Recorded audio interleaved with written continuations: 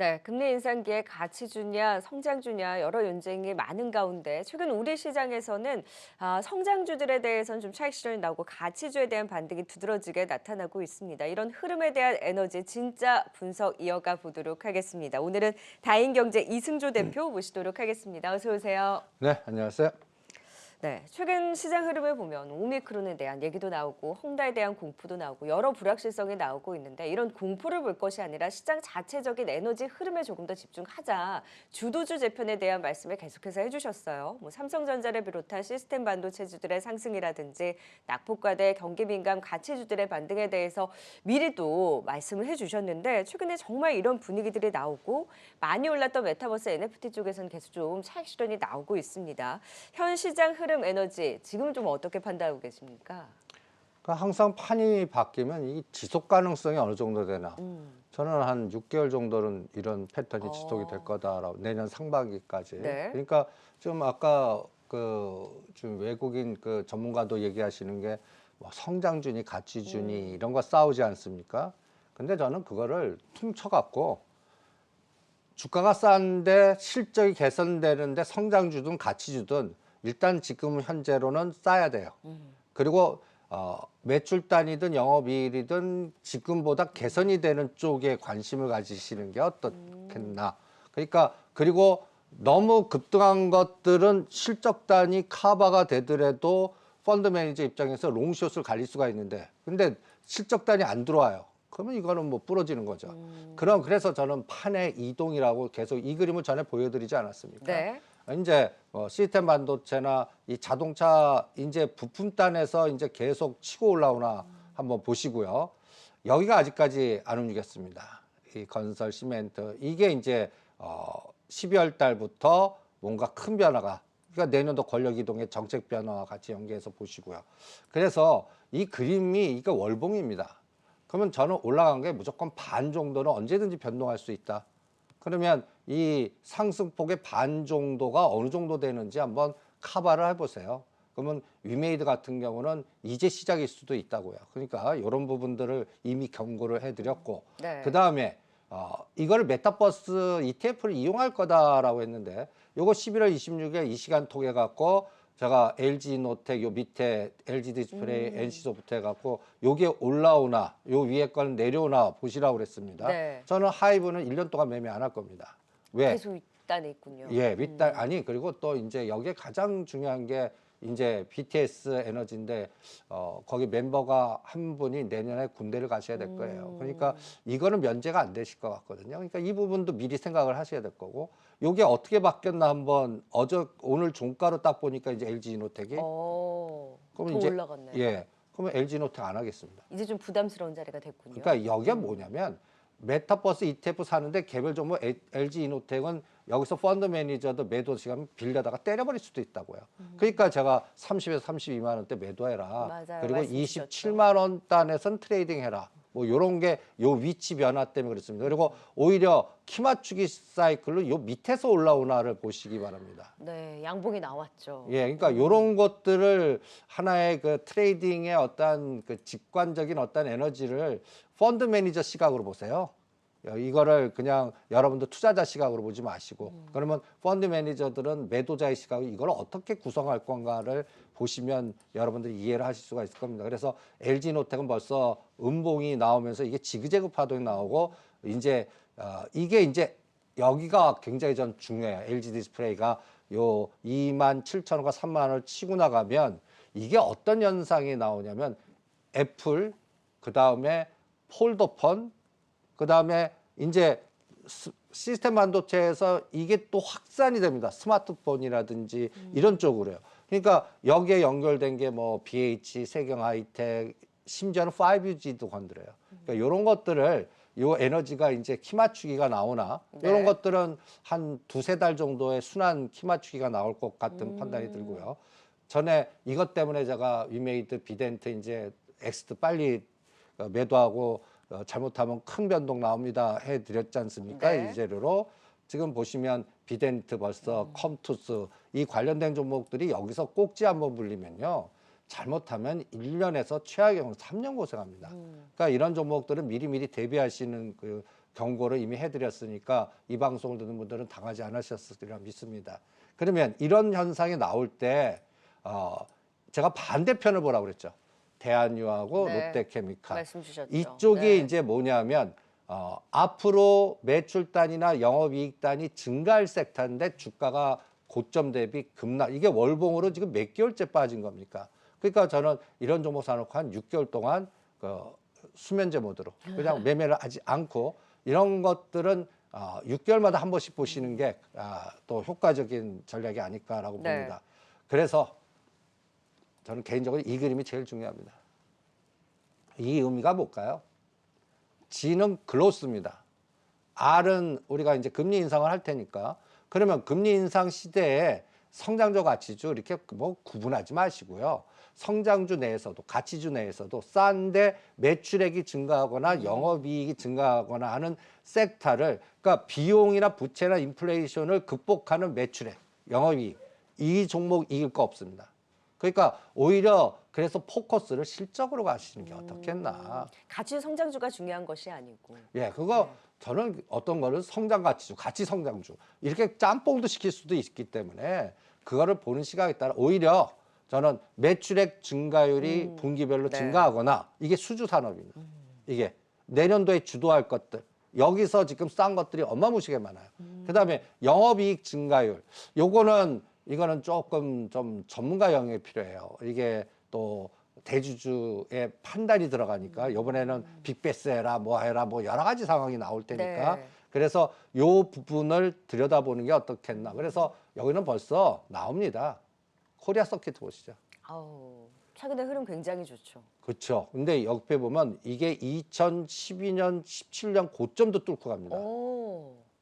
그럼 이게 주도주예요. 그러니까 여기에 연관된 게 근데 이거는 이거 선수 영역이에요. 이제 보유자 영역이고 눌림 목대 사셨어야 되고 이거 치고 나가는 거는 이 종목이 이제 대장주로서 선도가 되는구나. 이런 것들이 그럼 코리아 서킷과 같이 갈 수 있는데 아직 못 간 게 밑에 단이 있어요. 네. 그걸 찾아보시든지 아니면 BH가 이제 또 치고 나갑니다. 이것도 그러니까 요새 보면 IT 섹터 내에서 소부장 쪽에서 선도주들이 막 나와요. 그 순환이 계속 빠르죠. 예. 네. 그러면 그 중에서 그 미리 생각, 나 이 선도주는 놓쳤어. 그러면 5G에서는 선도주가 뭐가 될까? 아직도 많거든요. 네. 그리고 차량용 반도체에서 아직까지 못 간 거, 밸류체인 있는 거 뭘까? 이런 것들을 찾아내시는 게 어떻겠나. 그래서 저는 또 이 KH바텍이 위치가 좋아요. 오, 네. 이것도 이제 뭐 갔다 해서 스마트폰 또 가네. 그러면 이제 폴더폰 또 낼 거거든요. 그럼 애플도 낼 거고 뭐 그 갤럭시 폴더폰 전에 요게 재미있는 게 KH바텍 폴더폰 이때 9월 달에 많이 팔 때 제가 매도하라고 그랬습니다. 왜? 맞아요. 전체 말씀 스마트폰은 매출이 주는데 폴더폰 그 단기 파다왔다고 되겠습니까? 오히려 이때가 3만 천 원이고 지금 2만 2천 원, 2만 3천 원입니다. 오히려 여기서 가격 매력이 있죠. 아우. 그리고 또 폴더폰 모멘텀 나올 거거든요. 또 그러면 또 뉴스에서는 또 잘 팔린다고 난리를 칠 겁니다. 그러면 그때 한 3만 원에서 이 넘어가면 그때 오히려 매도하는 전략도 미리 생각하시는 게 어떻겠나. 네. 그러니까 지금 상태에서는 일단 위치가 좋아요. 싸야 돼요. 그리고 지금 좋은 게 아니라 앞으로 3개월이나 6개월에 좋을 거를 골라내시는 게 어떻겠나. 네. 이게 G-R 이 개념을 도입하는 거고 이게 이제 KMW가 저는 이제 우리 이재용 부회장 또 사우디 가셨잖아요. 네네. 이 연골고리 한번 추적을 해보시죠. 앞으로는 중동 쪽에서 수주가 건설 파트나 가스 파트나 저는 이런 5G 파트 또 특히 사우디는 네옴시티라고 스마트 시티, 스마트 팩토리 연골고리 이게 또 여기에서 또 저는 이제 내년도에 또 현대건설이니 한일 현대시멘트니 이런 것들이 이제 위치들이 다 좋아요. 반도체 다음에 그 다음에 타자를 받을 수 있는 쪽이군요. 제가 그 다음 타자를 미리 얘기를 해드린 겁니다. 그리고 이 수주 요새 조선주들 왜 이런 얘기들 많이 해요. 아니 수주를 저렇게 오는데 왜 안 갑니까? 네. 가겠죠. 그 때를 기다리십시오. 그러니까 메꾸고 간다. 그리고 지금 여러분들 가장 중요한 거를 체크하셔야 됩니다. 거래소 거래 대금이 이거 15조가 넘어야 가요.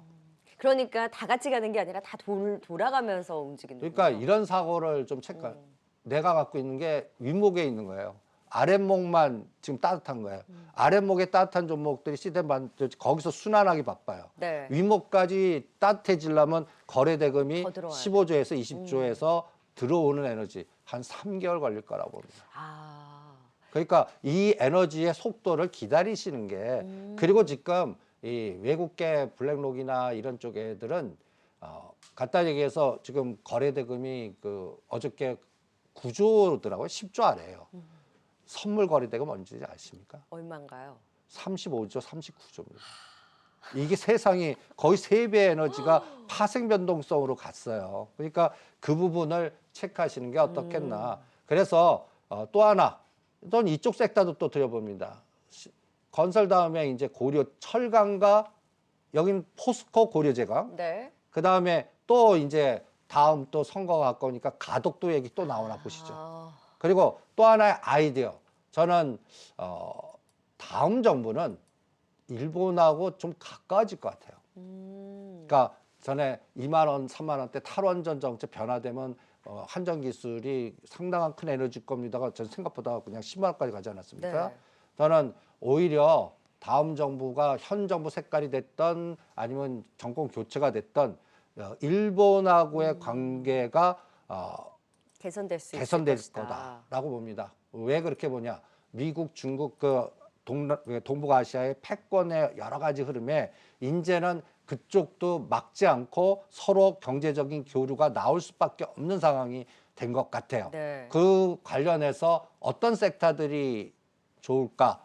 이것도 미리 생각해 보는 게 어떻겠나. 아. 그게 이제 저는 부산 중심의 물류고 심지어는 또 다음 또 대선 주자들이 또 한일 해저 터널까지 얘기 떠드나 한번 보시고 그 다음에 또 이런 철강, 시멘트, 건자재를 끌고 가려면 어떤 이슈를 만들거든요. 그렇죠. 그 이슈에 또 일본하고 어떤 정책적인 교류가 있는지도 한번 들여다보시면 네. 미리 생각하는 어떤 판세를 여러분들이 그림을 그릴 수가 있지 않겠나 이렇게 판단해 드립니다. 팔로우 더 맨이라고 하셨잖아요, 항상. 그렇죠. 예. 정책 결정권자들의 이제 변화에 좀 더 포인트를 맞춰서 그 다음 타자에 대한 준비를 미리미리 해보자. 일단 뭐 가치나 성장주나 이것이 중요한 것이 아니라 결국에는 지금의 가격대가 앞으로의 성장하는 실적을 어느 정도 커버하는지 여부가 지금 어디에서 어떻게 어떤 종목을 잡을지를 결정한다라고 짚어주셨고 지금 또 이슈 중에 하나가 비트코인이잖아요. 그러니까 저는 항상 판이 바뀔 때는 네. 그동안 그 판을 끌고 왔던 끌개를 공격합니다. 끌게. 예, 네. 그게 이제 뭐 메타버스니 게임이니 이런 그렇죠. 꿈의 종목의 끌개가 비트코인하고 테슬라였거든요. 근데 제가 이 그림을 한번 보여드린 적이 있습니다. 테슬라 7천만 원을 지지 못하고 깨면 그동안 이거 앵글로색슨계다. 근데 반대 세력의 패권 전쟁의 공격이 중국계에서 나오나 봐라. 이게 7천만 원 깨지면 게임, 메타버스 이런 것들이 급락을 할 거다. 말씀 주셨었어요. 그러면 이 급락하는데 왜 하나 갖고 안 되고 테슬라도 천슬라를 깨면 이쪽은 관성의 법칙입니다. 그러면 이쪽에 간단히 해서 끌어가는 대장이 공격을 당해요. 그러면 꼬리는 어떻게 해요? 꼬리 변동성 끔찍하거든요. 그러면 이런 게 끝나는 건 언제 끝나냐? 이것도 6개월 정도 봐야 돼요. 이제 공격 시작입니다. 그러니까 저는 테슬라 같은 경우는 한 800단짜리가 보이면 관심을 갖겠습니다. 그 전까지는 이거 오히려 그 대주주가 계속 팔아먹을 겁니다. 이 부분도 네. 들여다 보시고요. 아. 그 다음에 여기에 연결고리에 또 관련된 종목들의 노이즈가 자꾸 나와요. 아까 그 비트코인 투자한 게임 회사들의 노이즈 들여다보겠다 권력이도 이게서 비덴트 급락화 이런 거 같이 여기도 뭐 루시드 상장 노이즈 나오잖아요. 네. 이런 것들이 테슬 이러면 관련된 꼬리 종목들은 이게 1 빠질 때 3배에서 5배가 흔들어 버린다고. 그럼 꼭 대타가 나와요. 대타가 뭘까요? 뭐 어떤 데서 이제 대타 그런 대안이 나올 수 있나요? 저는 오히려 뭐라 그럴까요? 국영가 간단히 해서 위드코 그러니까 보잉, 엑슨모빌 아, 미국은 이제 이런 쪽이 나올 것 같아. 심지어는 뭐 이걸 전통 가치주라고 그래야 되나, 뭐 해야 되나. 뭐 리오프닝과도 연계된 부분이 상당 부분 많죠. 그렇죠. 또 오미크론이 또 플러스 알파를 좀 주는 것 같고요. 그러니까 이런 것들을 같이 연계해서 보시는 게 어떻겠나. 아. 그래서 시장을 보면 항상 판이 이동될 때는 그동안 끌고 왔던 대장이 꺾여요. 그 새로운 에너지들이 나와요. 간밤에 근데 확실히 또 그런 쪽에서의 반등이 또 두드러졌잖아요. 그러면 그 판은 대충 3개월에서 6개월 갑니다. 그러면 여기서 이제 아직까지 뭘까 메타버스 이런 쪽에 조종하면 갑니다. 이분들이 완전히 내려놓을 때까지 공포 나올 때 그때 이제 다시 들여다봐야 되고 그걸 6개월 정도 보고요. 그때까지 테슬라나 비트코인이 어디까지 조종하나 보시고 이 조종폭에 따라 치고 나오는 속도들이 시스템 반도체 오히려 이제 국영제 쪽에서 나오는데 국영제 쪽에서도 반드시 들여다보는 게 정책과 매출이 따라와야 돼요. 네. 그냥 정책만 나오면 안 돼요. 매출도 수주도 같이 나오고 이런 것들이 벌써 시장은 알려줍니다라고 네. 얘기해 드리겠습니다. 지금 전체적인 시장 분위기를 봤을 때 미국에서도 일단 판이 바뀌는 분위기가 나오고 중국 쪽은 최근에 어떤가요? 그래서 네. 여러분들이 아직까지 이게 확 안 오실 거예요. 미국 빠지는데 우리는 대한민국하고 중국이 갑니다. 음. 이게 말이 돼? 이제 말이 되는 단어들이 막 보실 겁니다. 내년도에는. 이게 이제 화두가 우리나라가 MSCI 선진국 주에 편입되든지 아니면 그레이트 로테이션 분위기로 가는. 그래서 저는 앞으로 1년 동안은 나스닥 이렇게 한번 보시죠. 네. 마지막으로 나스닥 연봉입니다. 3년 전에 6천이에요. 이게 16,000까지 갔거든요. 그럼 1년 동안은 저는 미국은 숏이다. 그러면 네. 상해 이게 3년 연봉인데 올란 에너지 보세요. 저는 이 중국을 헝다 무시하라고 그럽니다. 자꾸 헝다 갖고 리스크를 확산하거든요. 중국을 공산당을 너무 모른다라고 저는 단언합니다. 오히려 국가 주도형으로 헝다가 문제가 심각할수록 시가총액 금융주를 키워갖고 해결하나 보십시오. 그 해결의 정책에 권력의 에너지가 어떻게 되나 한 4,500과 5,000까지 국가 주도형 성장이라고까지 표현합니다. 네. 이렇게 갈 때 우리가 따라갑니다.